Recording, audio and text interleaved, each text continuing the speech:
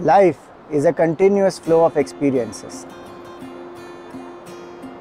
Whether we like it or not, this flow is there, and this flow is life.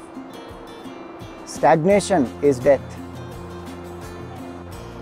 How to face life and its experiences is a choice that we have. No matter what life brings us, how we respond is always in our hands. Many times we hear this expression, go with the flow. It's a beautiful expression. We must know how to go with the flow. It symbolizes flexibility, it symbolizes detachment, it symbolizes acceptance of life as it comes. It does not mean that we approve everything that life brings.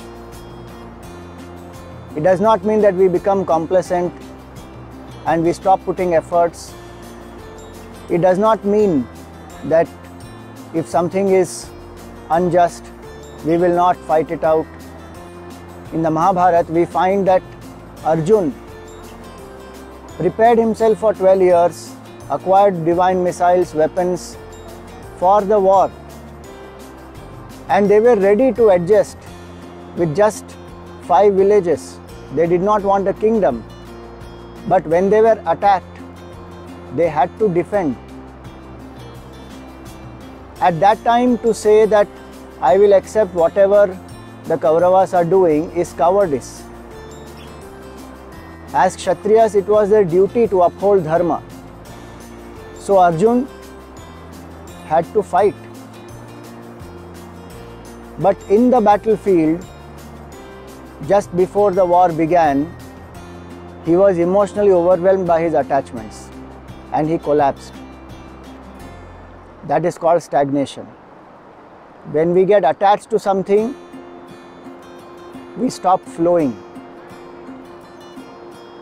We try to run away from our duties. We justify, we give many logical arguments. But all of us know that stagnation is death. Flow is life and stagnation is death. We should know continuously how to flow with life, accept life as it comes and respond appropriately. When to go with the flow, when to go against the flow, both are very important for us to know.